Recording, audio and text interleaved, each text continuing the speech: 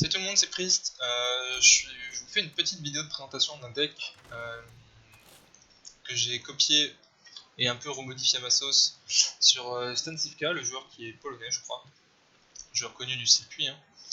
Alors, c'est un deck chasseur qui joue un peu de tout. Vous jouez Yogg-Saron, vous jouez beaucoup de petits spells, vous jouez Reno Jackson, vous jouez Elise et vous jouez Lock and Load. Ça, c'est les cartes principales du deck, c'est vos win conditions en fonction des match-ups. Donc je joue énormément de petits spells en chasse, tir des arcanes, en chasse qui combattent à la fois avec pyromancien, pas pyromancien, qu'est-ce que je voulais, avec marque du chasseur, pardon, si avec pyromancien éventuellement, avec acolyte qui est là, avec évidemment le corn load, etc., etc. Ah, et avec hors de tuer.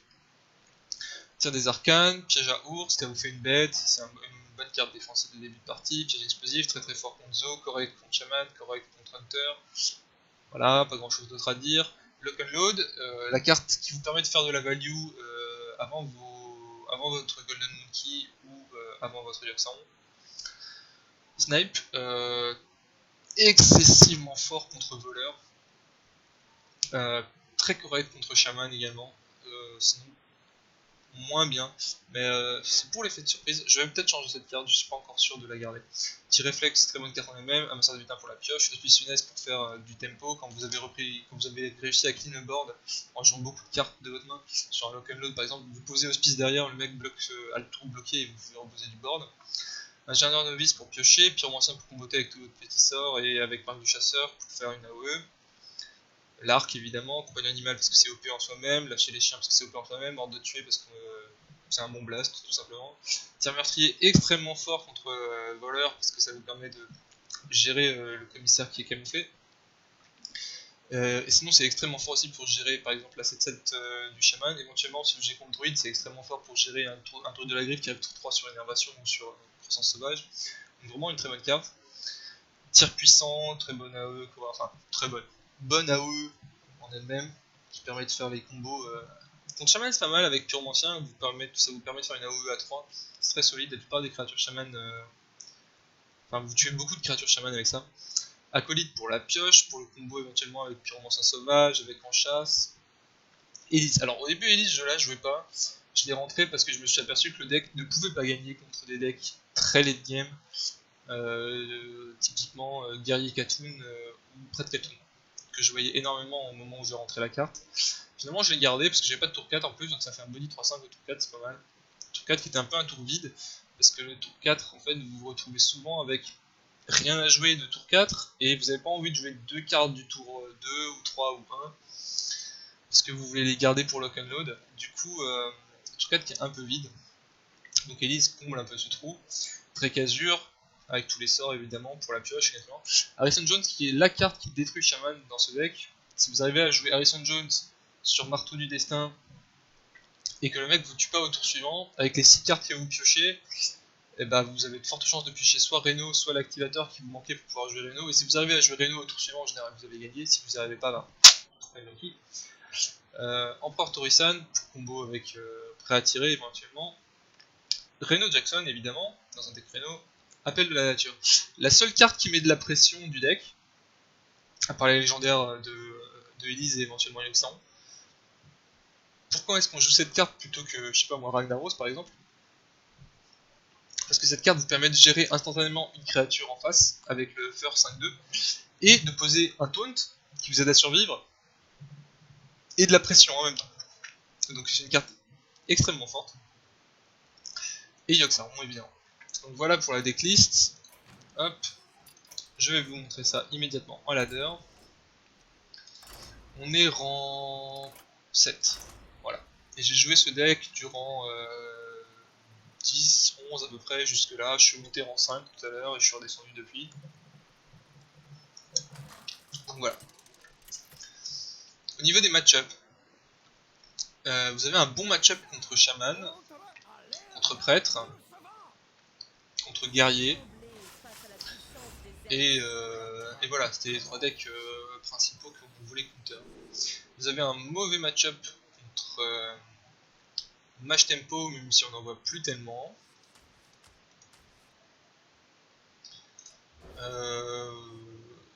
Vous avez un bon match-up contre Zo. Donc voilà, vous avez des bons match-up contre la plupart des decks de la méta.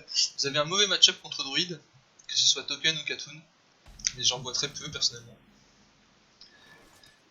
Est-ce qu'on ferait pas piège explode direct? Comme ça on peut jouer l'arc au prochain tour. Vous avez un très mauvais match-up contre Démonis Reno par contre. Donc voilà.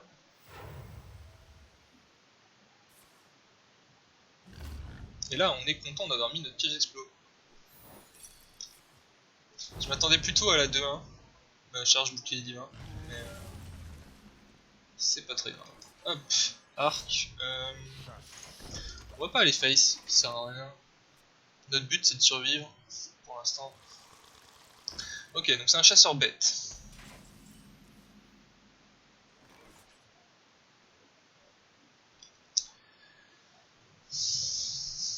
Alors ici, on pourrait faire prêt à tirer, marque du chasseur en chasse. Ça nous mettrait une 1-1 sur le board.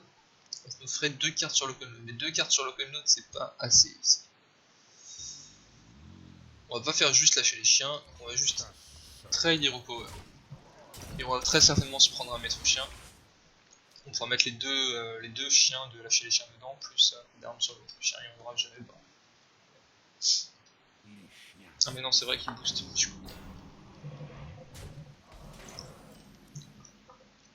Alors.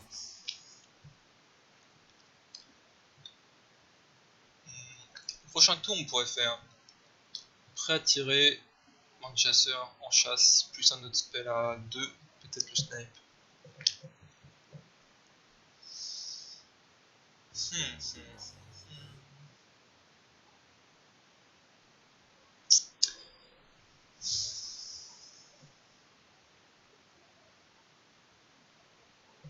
J'aimerais bien garder lâcher les chiens pour la 3-3 qui fait pop les tokens araignées là.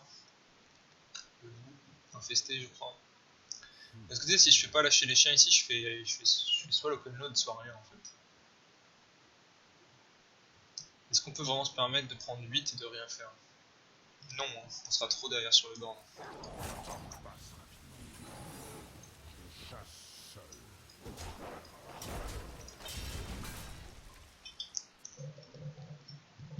Finalement, j'aurais peut-être dû faire local node au tour d'avant. J'ai un peu grid là-dessus. De l'autre côté, quand vous voyez ma main, j'ai rien là dans la main. Ma value de carte, c'est que ça. Donc, tant que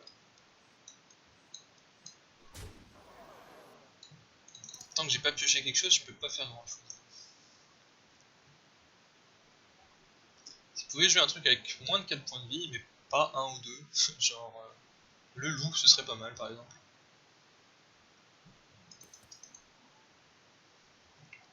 Là, il a testé, donc il sait que c'est soit Snake Trap, soit ça. Du coup, ça nous fout mal parce qu'on avait décidé de garder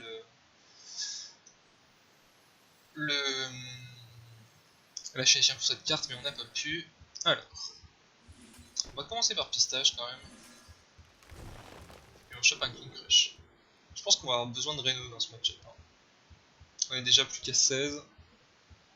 Ça fait mal de jeter Empereur Torissan et Yogg-Saron, mais je pense qu'on n'aura pas le choix. On vient d'avoir de la value en main, on a juste à survivre pour pouvoir s'en servir. Hop, parfait ça. Hop, hop. Excellent. Donc là sur Yogg, sur Lock and Load, on a chopé énormément de value. On a chopé King Crush, marque du chasseur, boule d'araignée. Donc on a énormément de value dans la main. Du coup on a bien fait de prendre Reno, ça va nous permettre de survivre pour pouvoir utiliser notre value.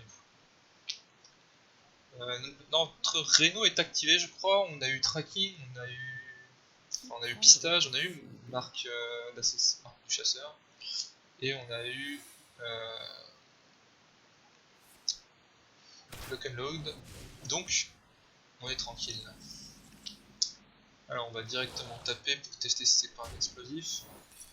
Si c'est pas un explosif, on va marque du chasseur là-dessus. parce que je ne veux pas qu'il ait une bête sur le terrain. Est-ce qu'on réno tout de suite? Je pense pas qu'on ait besoin de réno maintenant. Je pense qu'on va plutôt faire ça. On va attendre un tour de plus pour réno. En plus, si on n'a pas besoin de réno au prochain tour non plus, on pourra appel de la nature sur tout ça, et ça ce serait monstrueux. Ok, face. S'il y repower, je réno. Ouais. Bon là je vais devoir réno parce que j'ai trop peur d'un burst à base de... Non, à base de...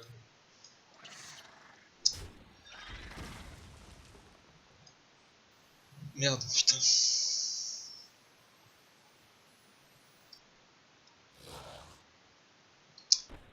Hors de tuer, voilà. Bon là j'ai vraiment... Je vais jouer Reno, ça c'est sûr, mais est-ce que je joue Sanglier par-dessus? C'est ça la question en fait.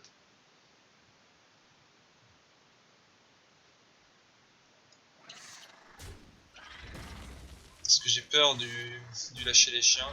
On va tout trade. Et on va faire ça, hop. On va essayer de faire un tour tempo au hospice. Et là, théoriquement, s'il joue rien, s'il passe son tour, on a trop de cartes en main pour lui en fait. Enfin, on a trop de cartes en main. On a des cartes trop grosses en main.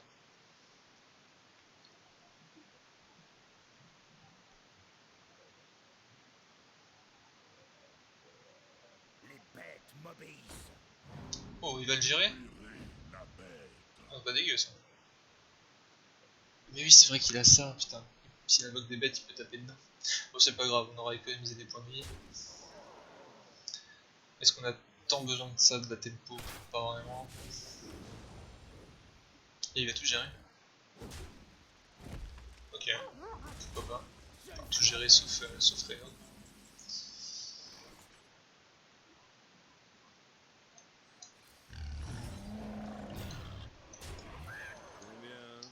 C'est un chasseur bête, alors vous voulez gérer toutes les bêtes pour pas qu'il puisse activer ses effets. Tout simplement. Donc voilà, c'est ce que je vous disais à propos de Call of the Wild, c'est que vous gérez instantanément une bête avec le buffer et derrière vous posez de la présence, quoi. Dont un taunt, et ça c'est vraiment appréciable. On n'a plus Yogg-Saron, donc là comme value dans notre deck il nous reste un lock and load et Elise. Donc il faut qu'on gagne avec ce qu'on a en main, un lock and load et Elise. Alors pourquoi faire lâcher les chiens après, je ne sais pas. Donc là il trade tout a priori, et il lui reste un 1 et une 3. D'accord. Il aurait pu lui en rester 2.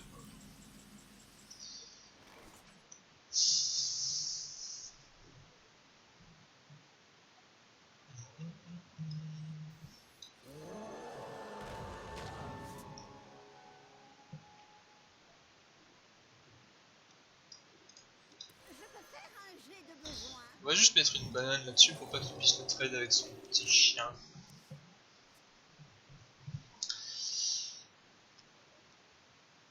Cette carte qui est vraiment pas mal dans notre deck finalement quand vous la chopez sur Lock and Load parce que ça permet justement d'avoir 2 spells en plus pour le deuxième, ou éventuellement le troisième si vous en chopez un sur le Lock and Load lui-même.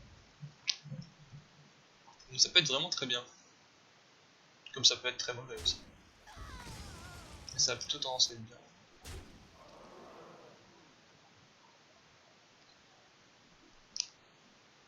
Ok, pour l'instant ça me va. Ok. Bon, il a plus rien dans la main, donc là si on arrive à clean le board, on a gagné. On va y arriver, je pense. Ouais, tranquille. Alors.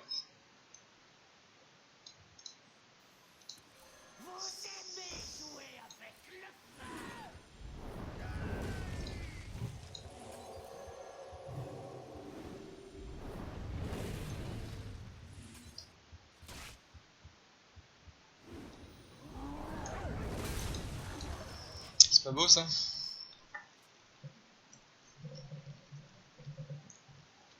Bon, je pense qu'on a win. Il suffit qu'une de nos deux créatures survive, on a l'étal sur Point Crush.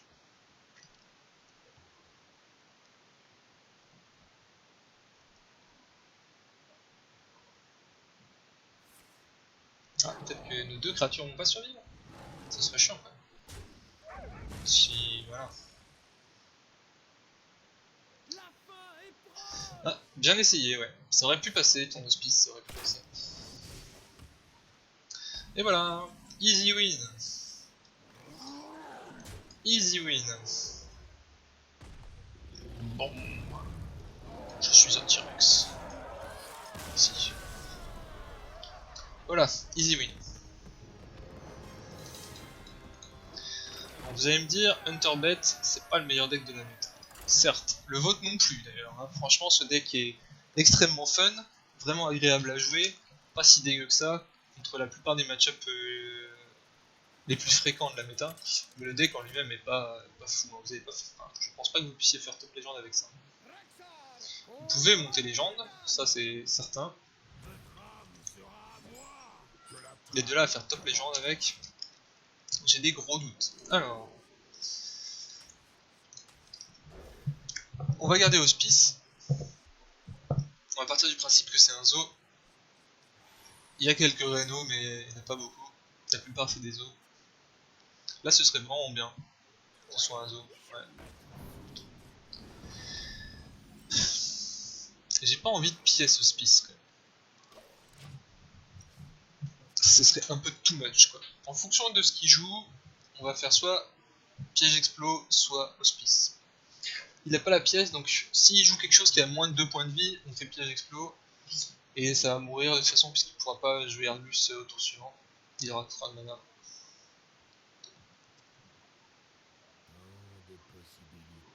Donc on est bien. On est bien. Zo est un. C'est vraiment un bon match-up. Franchement, c'est peut-être le meilleur match-up. Les deux meilleurs match. Je pense que les 2-3 meilleurs match-up dans l'ordre, ça doit être. Le plus facile, ça doit être Zo. Le deuxième plus facile, ça doit être Warrior Control. Et le troisième plus facile, ça doit être Shaman. Je pense. Ok, excellent.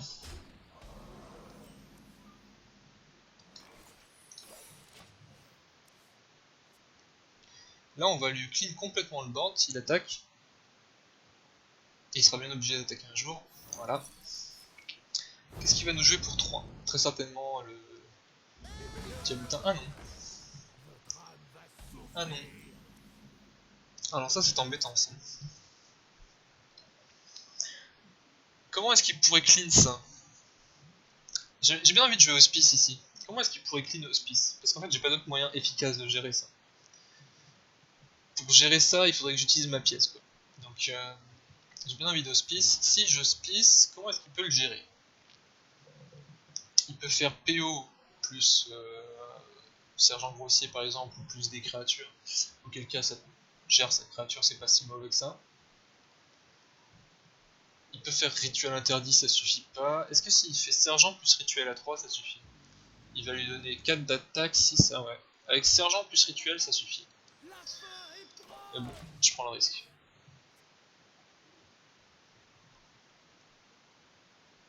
En plus, j'ai pas envie d'utiliser mes sorts, sachant que j'ai pièce et local load en main.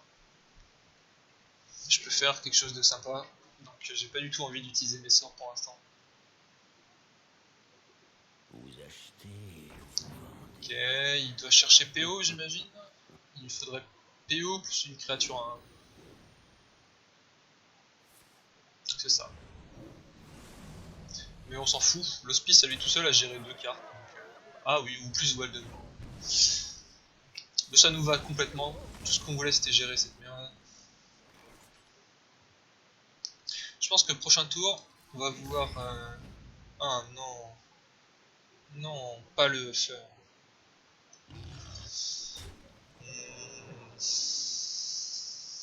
Putain, on avait 2 chances sur 4. 2 chances sur 3. Est-ce qu'on fait tracking ici? Le prochain tour, on va faire lock and load, pièce. Donc on aura 4 de mana. Non, on va garder pillage. Ça nous permettra d'aller chercher un spell à 2. Je pense que c'est le plus intéressant.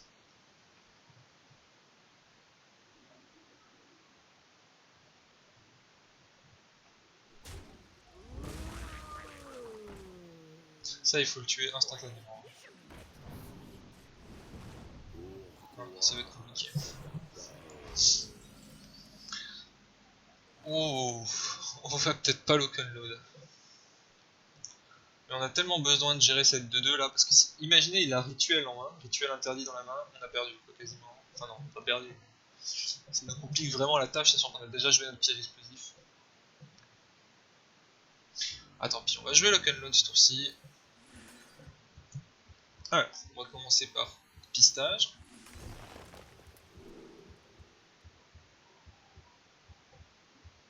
Petit réflexe, ça semble pas mal ici.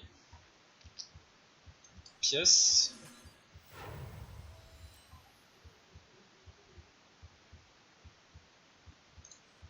Petit réflexe. Maintenant la question c'est, est-ce qu'on fait marque du chasseur? Enfin, on va faire marque du chasseur, c'est sûr, mais sur qui? Je pense sur ça, ouais. Travail terminé.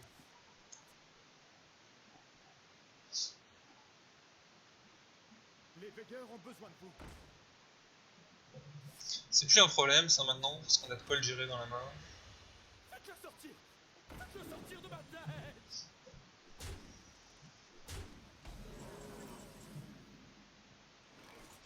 Call of the Wild. C'est chiant, à tous les tours il a une créature que je suis obligé de gérer quoi.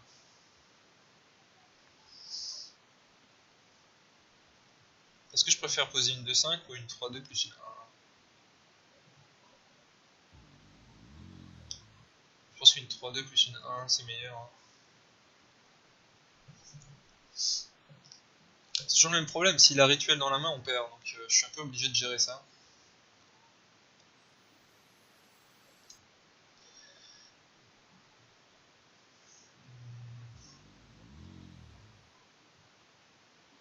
Peut-être qu'une 2-5 c'est mieux en fait. J'aurais dû jouer Elec d'abord, my bad. Petite erreur de ma part. Oh, on récupère Pyro, donc j'aurais clairement dû jouer Elec d'abord. Mais bon, tant pis. Tant pis, tant pis.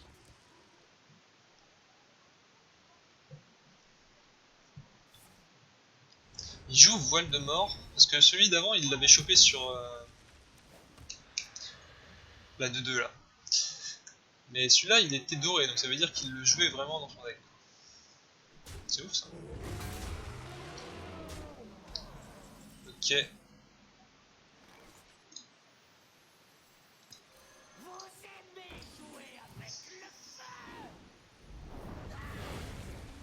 Vous avez l'artefact? Mine de rien on est plus qu'à 14, mais prochain tour on a Call of the Wild, donc on est pas trop mal. Je vais jouer une game entière en ayant Torisan dans la main, et sans le sortir, c'est fou ça quand même.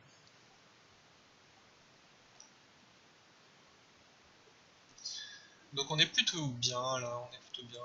Je pense qu'on va... Ah ouais, ah, carrément. Waouh. Il a tenté le 1 sur 2. Il l'a réussi. Il l'a réussi. Mais bon, on s'en fout en vrai.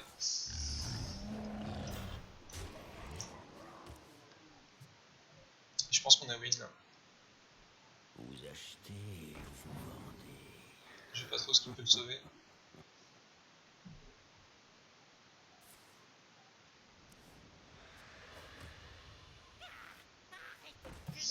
Argus, peut-être?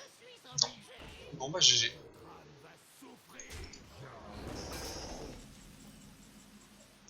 Et voilà. Tranquille. Facile. Donc voilà, petite liste sympathique. J'espère qu'elle vous aura plu, n'hésitez pas à tester. Et si vous avez des questions sur la decklist, des idées de changement, je sais pas moi, s'il y a des cartes là-dedans qui vous semblent ben,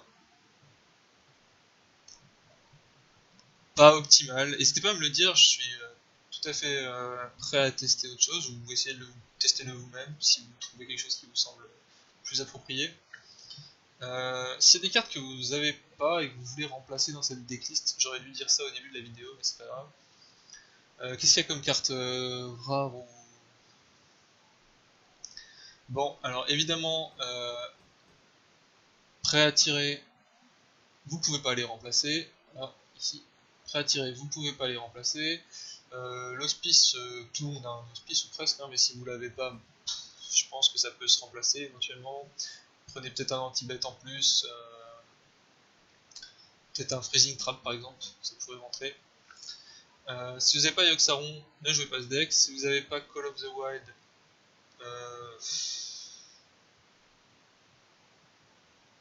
vous pouvez éventuellement remplacer par une légendaire assez strong, type un peu défensive, pas trop lente.